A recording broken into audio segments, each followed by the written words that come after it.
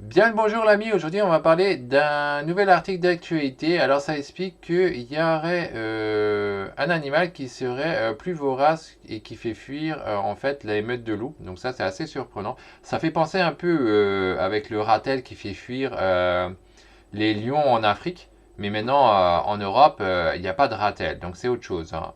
Donc c'est sûrement aussi quelque chose de similaire à Mystélidés. On va lire ça et puis on va voir ce qu'il en est. Mais avant de lire ça, ce que j'ai à vous proposer, c'est deux choses à faire pour pouvoir aider à la conservation des animaux.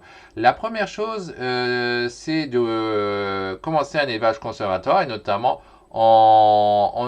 des serpents. Pour cela, il y a une série de vidéos qui vous a été donnée en description. C'est gratuit et exclusif, vous pouvez l'avoir. Et ce n'est pas tout, vous pouvez aussi recevoir 4 livres qui vont avec, hein, qui sont aussi totalement accessibles. Ce sont un livre sur les vipiridés, un livre sur les élépidés, un livre sur les pétouidés et un livre sur les colibridés. Tout ça, ça vous est donné gratuitement en description. Il vous suffit de cliquer dessus et de donner votre email en échange. La deuxième chose que vous pouvez faire pour aider à la conservation des animaux, c'est soutenir ma structure conservatoire. Là, pour ça, vous avez pareil, un lien en description qui va vous mener sur une cagnotte et vous pouvez faire un partage, vous pouvez faire un don. Tout ça, c'est vous qui voyez.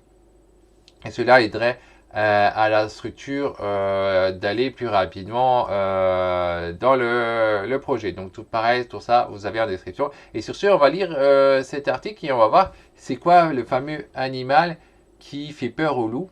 Hein, sûrement quelque chose de similaire au ratel. On va voir. Dans le règne animal, il existe des prédateurs qui ne craignent rien ni personne, y compris les carnivores les plus célèbres. Un émergé d'Eurasie d'Amérique du Nord, farouche et solitaire, peut notamment faire fuir une meute de loups grâce à son agressivité légendaire. Petit par la taille, mais géant par l'appétit. Ça, on dirait que c'est vraiment comme un ratel, quoi. Lorsque l'on énumérait les différents carnivores qui peuplent notre planète, on pense toujours aux mêmes. Chez les fauves, on peut citer le lion, le tigre, le chat ou le chat de ta voisine. Chez les plantigrades, les ours et les grizzlies font office de leur leader suprême. Chez les canidés, les loups et les renards sont les premiers qui viennent à l'esprit. Face à eux se tient un prédateur carnivore qui n'a rien à leur envier et qui reste pourtant très méconnu. Il est considéré pourtant comme l'animal le plus féroce et le plus agressif du règne animal malgré sa petite taille. Une réputation justifiée quand on voit qu'il est capable de faire fuir une meute de loups pour leur voler leur repas. Ah bon, ce serait plus agressif que le ratel, c'est pas connu. Mais là, cette photo, ça ressemble à un genre de mustélidé. L'animal en question est connu sous plusieurs noms, tantôt le glouton, tantôt le carcajou et aussi le nom de Wolverine, plus associé au célèbre personnage des X-Men. Ici de la famille des mustélidés, donc ouais, c'est la même famille évidemment. C'est l'espèce du genre Gulo, le carcajou est originaire d'Eurasie et d'Amérique du Nord. Donc voilà, c'est comme un ratel, c'est pareil. Même famille, mais pas le même genre, je pense. Donc en fait c'est la même famille qui a aussi tout ce qui est furet, belette et tout ça, les putois et tout ça. C'est de cette famille-là. L'animal le plus agressif au monde. D'apparence, il ressemble à un ours de petite taille d'un poids d'environ 20 kg pour une taille d'un mètre.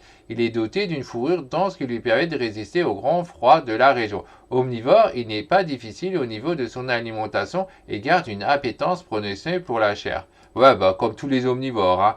Tous les omnivores, ils préfèrent la viande à autre chose, hein. Ça, on peut le tester avec plein d'animaux. On remarque toujours qu'ils mangent d'abord les protéines. Il peut s'attaquer à d'autres carnivores comme les renards, à des animaux prédisposés à se défendre comme les porcs épics et même à des animaux qui pèsent 10 fois son poids comme les rennes ou les caribous. Ses dents et ses mâchoires robustes lui permettent de broyer des os de grande taille ou encore de manger de la viande gelée issue d'une carcasse abandonnée. En revanche, le glouton n'est pas réputé pour être un bon chasseur, ce qui le conduit à se nourrir de proies d'autres prédateurs ou d'animaux pris au piège. Mis à part l'homme, qui le chasse pour sa fourrure, il n'a que peu de prédateurs, si ce n'est l'ours, le puma ou le loup gris, mais seul un carcajou affaibli sera une proie idéale pour ses prédateurs. J'étais en train de me dire, c'est un peu illogique de dire après le loup gris. Donc ouais, donc il peut y être, mais des pumas, il n'y en a pas en... Enfin, il y en a en Eurasie. Puma, c'est en Eurasie, ouais. L'ours, il est en France, oui, d'accord. Parce que l'adversité du glouton en fait une proie difficile à abattre. Ouais, c'est sûr que si c'est comme le ratel, c'est une vraie plaie, quoi. Et là, on dirait, hein, faut pas plaisanter avec ce genre d'animaux. Ok, donc c'est sympa de savoir ça. Je connaissais pas en fait. Donc le glouton, moi, assez similaire au ratel, des espèces vraiment agressives et dangereuses. Donc ça doit l'être aussi pour l'humain, évidemment, hein. Donc voilà. Alors pour rappel, pour ceux qui veulent aider à la conservation, il y a deux choses que vous pouvez faire. La première, c'est donc participer à la conservation des animaux en faisant un élevage vous-même. Pour cela, il y a une série de vidéos sur les serpents qui vous est donnée gratuitement avec les captifs. Tout ça, c'est gratuit. La deuxième chose que vous pouvez faire, c'est donc soutenir ma structure conservatoire en faisant un don, en faisant un partage. Pareil, le lien il est en description. Là, c'est vous qui choisissez, vous qui pouvez faire d'aider ou pas à sauver les animaux. C'est à votre choix. Ce qui est sûr, c'est pas juste en voyant l'actualité des animaux qu'on sauve les animaux, mais en agissant.